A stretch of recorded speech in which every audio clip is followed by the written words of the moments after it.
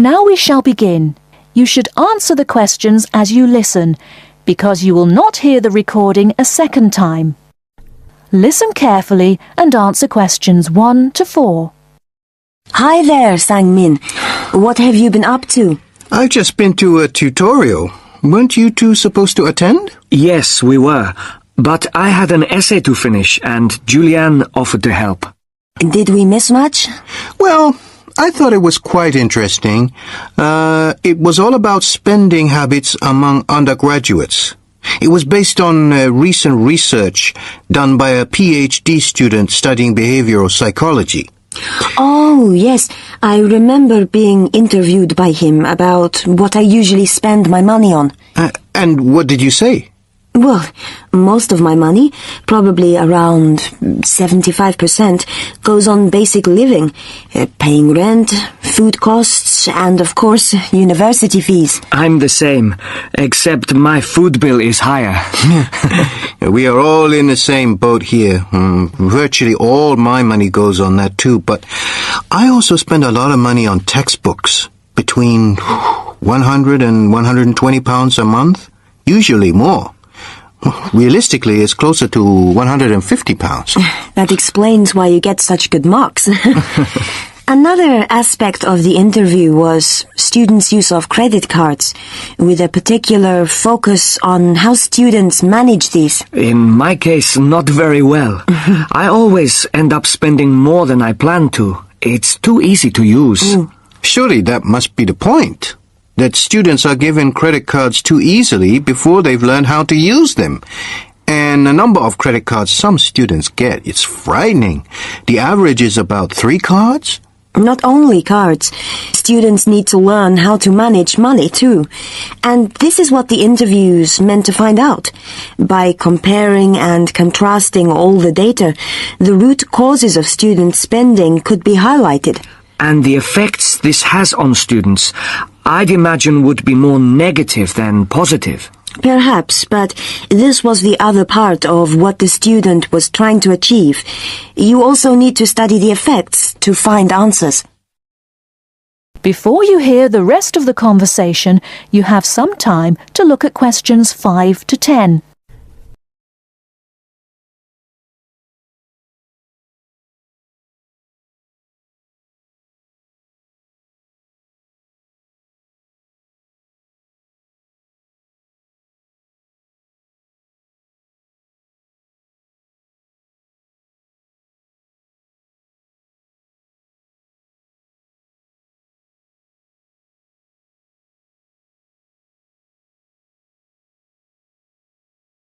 Now listen and answer questions 5 to 10.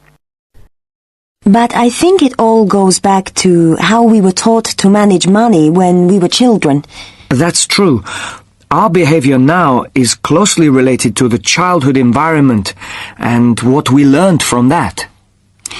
But how far back should we go?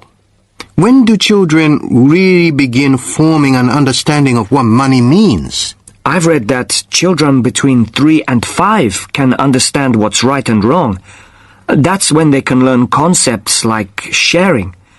At the age of 6, most children can understand the value of money. This suggests that if parents offered practical advice to their children at an early age, it could have a very positive impact on their spending habits in later life. It basically comes down to 3 areas. The first one is allowance. Parents should not try to focus on how much money they give their children, but rather on what they need. Needs are difficult to define, so parents need to resist the urge to give in when their children say, "I want." For me, the only way to teach children the difference between needs and wants is to give them a practical allowance. If my parents had not done that for me when I was younger, I don't think I would be able to handle the money they give me now. True. The second thing I think is important is saving. Can you explain a bit more? Well, basically, parents need to introduce their children to personal finance. If we are expected to deal with money now, then we have to learn when we're younger. I see what you mean. And it could be in quite simple ways, like by helping them to open their own savings account. There's one more area I think is vital. What's that? It's buying. We spend excessively on credit cards because we don't know how to control money. We almost need to learn how and what to buy, which is why parents should allow their children to participate in this. If they want something expensive, like a new pair of trainers, then they could be encouraged to save a bit of their allowance. And parents could also promise to help by saying that they will pay the rest if the child, at the end of their period of saving, still does not have enough. That is the end of part 1. You now have half a minute to check your answers.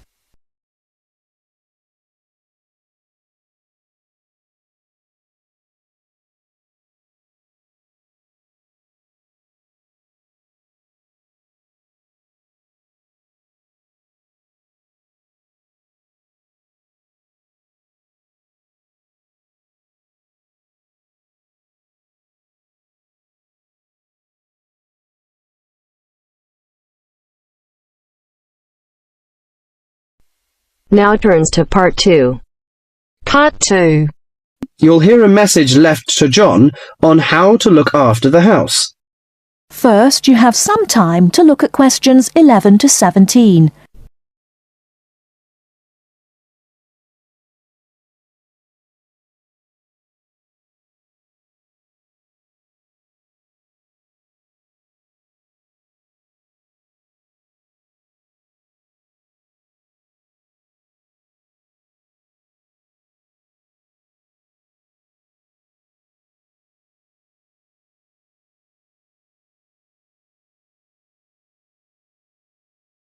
Now, listen carefully and answer questions 11 to 17. Hello, John. Welcome to the house. I'm really pleased that you can be here to look after my house while I'm away. Here are some things you need to know about the house. Important stuff like when the garbage is collected. In fact, let's start with the garbage, which is collected on Friday. Just write garbage on the calendar on the days they take it away. Put it out on Friday every week. That'll be Friday the 22nd, Friday the 29th, and Friday the 5th. It's a really good service. The trucks are quiet and the service is efficient. The bin would be put outside of the house empty. It's a good idea to put it away quickly. This street can be quite windy. I once watched my next-door neighbour chase her bin the whole length of the street. Every time she nearly caught up with it, it got away again. The waste paper will be collected this Tuesday. That's Tuesday the 19th. There's a plastic box full of paper in the front room. Please put it out on Tuesday. The truck will come during the day.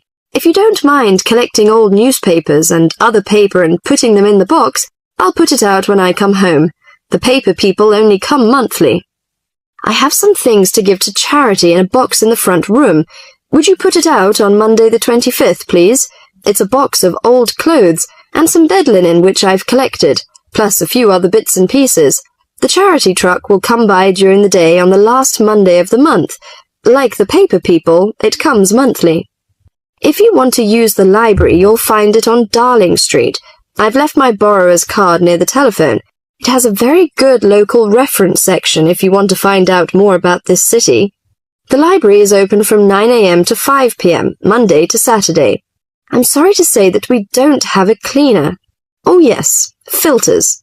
Would you please change the filters on the washing machine on the last week of the month, no matter which day? We find that the machine works much better if we change the filters regularly. The gas company reads the meter on the 30th, the last Saturday. I think that's all the information about our calendar of events. Before you hear the rest of the talk, you have some time to look at questions 18 to 20.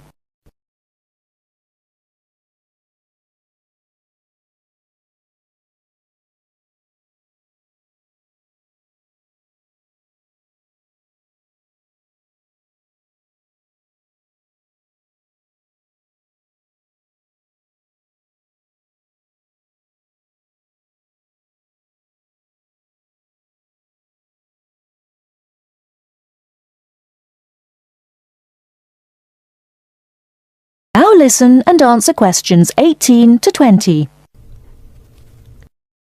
Well, John, I'm trying to think what else I should be telling you. As you know, I'm going to a conference in London. I hope to have a little time to look around. It's a great city. I do hope I manage to get at least some of the theatres and museums. I'm looking forward to all the things I have to do at the conference too. I'm giving a paper on Tuesday the 26th, and there are a couple of exciting events planned later in the conference programme. I hope to meet up with an old teacher of mine at the conference. She taught English literature at my high school, and we've kept in touch through letters over the years. She now teaches at the University of Durham, and I'm really looking forward to seeing her again. By the way, I expect you're hungry after your trip. I've left a meal in the refrigerator for you. I hope you like cheese and onion pie. Would you do me a favour, please? I haven't had time to cancel an appointment. It was made a long time ago, and I forgot about it until this morning. It's with my dentist for a checkup on Thursday the 28th. Could you please call the dentist on 8162-525 and cancel the appointment for me? Thanks a lot, John. One last thing. When you leave the house, make sure the windows and doors are shut, and set the burglar alarm. The alarm code number is 9120. Have fun. I'll see you when I get back. This is your friend Martha, saying goodbye. That is the end of part 2. You now have half a minute to check your answers.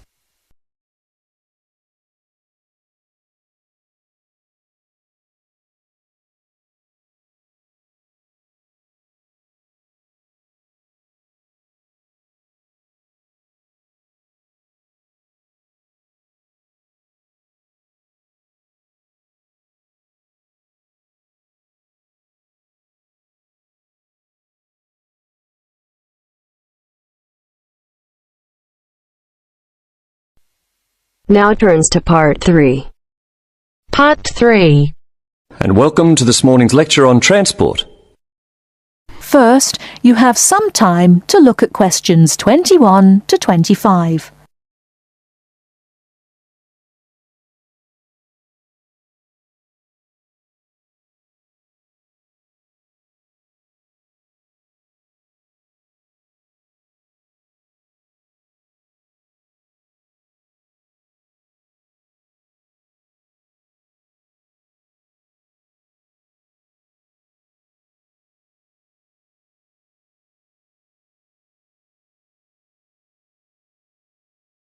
Now listen carefully and answer questions 21 to 25. Good morning, and welcome to this morning's lecture on transport. What I'll be doing today is comparing forms of transport in different countries to see how forms of transport are affected by factors such as geographical landscape and economic development. My focus will be on countries in South America, Europe and Asia. The first country I'd like to look at is Colombia, which is in South America. This is a country where geography plays an important role. Due to the huge amount of mountains and forests in this country, travelling by air is crucial.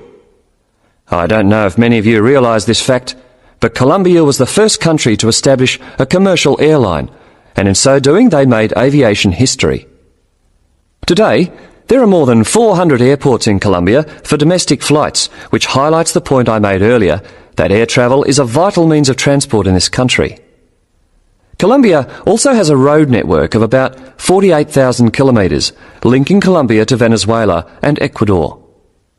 Transport by road is important for trade as well as tourism. Apart from this, there is also a railway system, but it is in need of modernisation. The other means of transport is by steamers, with the Magdalena being the main waterway. Now let's turn to Colombia's neighbour, Venezuela. Once again, we see that internal flights are an important means of transport, as like Colombia, Venezuela has remote areas where flying is the easiest means of travelling from A to B. Trains are not popular, and most of the railway lines are in the highlands, as this is where the iron ore mines are. Trains are an efficient means of transporting the iron ore from the mines to the factories. Thus we can see how transport and the economy are interrelated. Ships are also used extensively in this country, and there are many ports, the main seaports being Puerto Cabello and Guanta. Turning now to Europe. Belgium is a country that boasts one of the most compact railway systems worldwide. Inland waterways, or canals, are also an important means of transport, transporting both freight and people. Belgium also has the third largest seaport in the world, namely Antwerpen. Air travel is also important, although this is not linked to geographical terrain, as is the case in the South American countries we've already looked at. Next, I'd like to look at the United Kingdom. Like Belgium, the UK has inland waterways around 4,000 kilometres, yet only about 17% of these are used for commercial transport. The main inland port is Manchester, and the chief seaport is London, with Southampton taking second place. Air travel is extensive in this country, and there are around 150 airports, the most famous being Heathrow.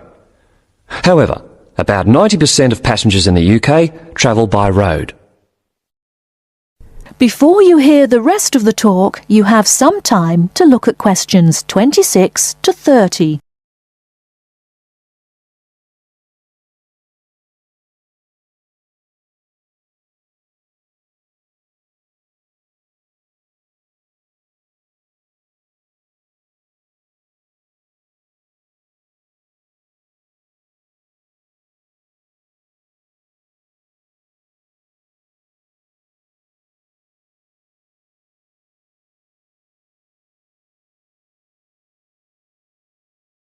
Now listen and answer questions 26 to 30.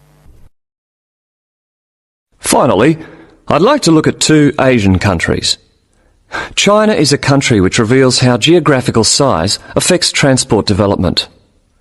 Roads and railways are widely used, and this has led to a huge amount of bridges being built, such as the Yangtze Bridge, which is probably the most widely known. The Yangtze Bridge is 1.6 kilometres long and is built on two levels. The upper tier is for cars and pedestrians, while the lower is for trains. Railways are especially important, and over 80% of freight and passengers are transported by rail. With such a high proportion of people using trains, it is not surprising that governments in countries like China are prepared to invest in the railway system. Obviously, a fast and effective train service will encourage businesses and the general public to continue using it. The last country I'm going to mention is Japan, which has one of the most advanced transport systems in the world. The railway system is highly developed, and the Tokaido Railway, connecting Tokyo and Osaka, has trains that can travel up to 250 kilometres per hour. Ships are also a vital means of transport in both international and domestic areas. To summarise, we can see that transport varies throughout the world, yet the importance of transport networks, be they air, sea, rail or road, cannot be underestimated. That is the end of part 3. You now have half a minute to check your answers.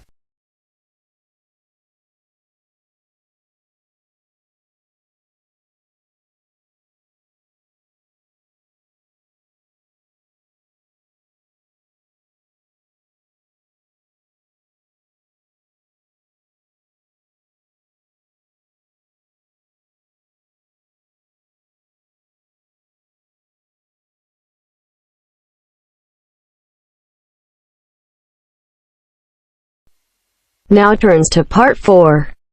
Part 4. You will hear Rebecca Bramwell, an artist and illustrator, giving advice on how to get your first job or commission as an artist. First, you have some time to look at questions 31 to 35.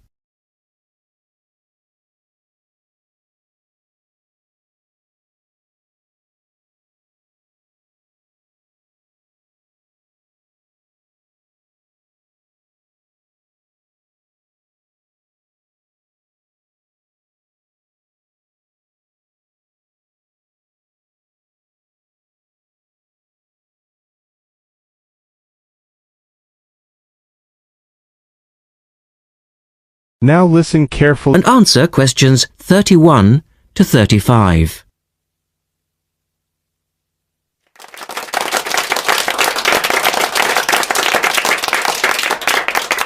I'd like to introduce Rebecca Bramwell, an artist and illustrator who has come along today to talk to you all about getting your first job or commission as an artist. Over to you, Rebecca. Thank you for inviting me. I remember when I graduated back in 1983, I was very excited about getting my first commission. My degree was in fine art, and I'd worked long and hard to get it. I was an enthusiastic student, and I never found it difficult to find the incentive to paint. I think as a student you're pushed along by fellow students and tutors, and the driving force is there. However, when you leave college, you find yourself saying things like, "I'll have one more cup of coffee and then I'll sit down to work." I hate to admit it, but I say it myself. Suddenly, it isn't finding the inspiration or getting the right paper that's a problem. It's you.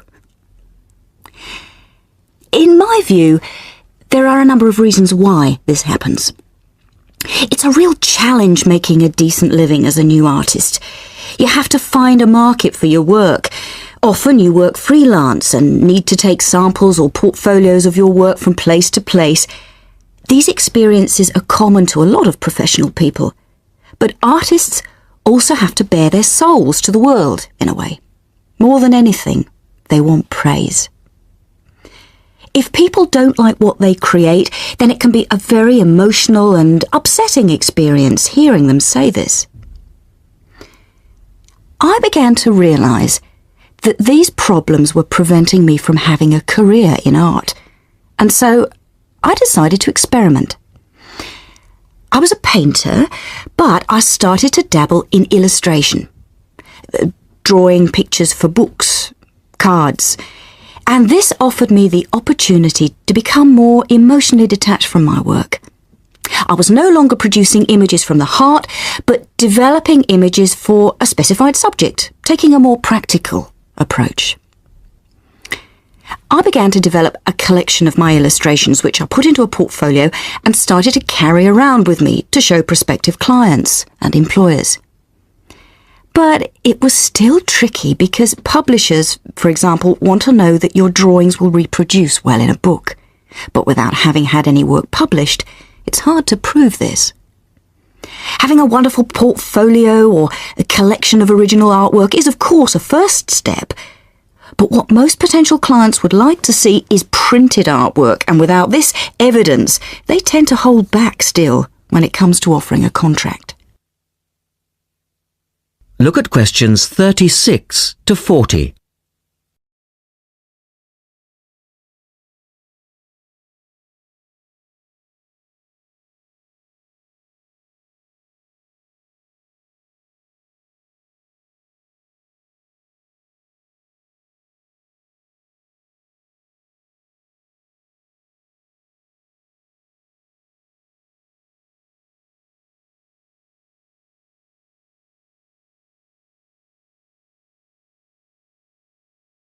Now answer questions 36 to 40. Well, I overcame this problem in two ways. And I suppose this is my advice to you on preparing your portfolio of your best work. The first way was by submitting my work for a competition. And the one I chose was for a horoscope design and was sponsored by a top women's magazine. There are a few of these competitions each year, and they offer new illustrators an opportunity to showcase their work. The other approach I took was to design and print some mock-up pages of a book. In other words, I placed some of my illustrations next to some text in order to demonstrate how my work would look when it was printed.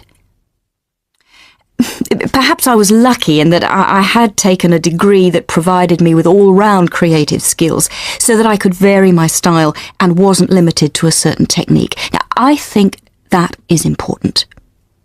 The art world and many other creative fields do try to pigeonhole people into snug boxes with an accompanying label. Now, I think you should try to resist this if you feel it happening to you. If you don't, you'll find it difficult to have new work accepted if you try to develop your style at a later stage in your career.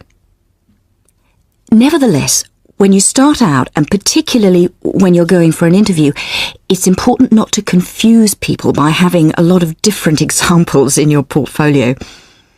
One remedy for this is to separate your work into distinct categories. In my case, I did this by dividing my design-inspired illustrations from my paintings. It's then easier to analyse the market suited to each portfolio, such as magazines, book jackets, CD covers, etc. Working under two names is also useful, as it clarifies the different approaches and offers a distinction between them. I think it's been hard for artists to be recognised in anything other than the pigeonholes that they've been placed in. But luckily, these barriers are slowly being demolished. So I really do wish you all the very... That is the end of part 4. You now have half a minute to check your answers.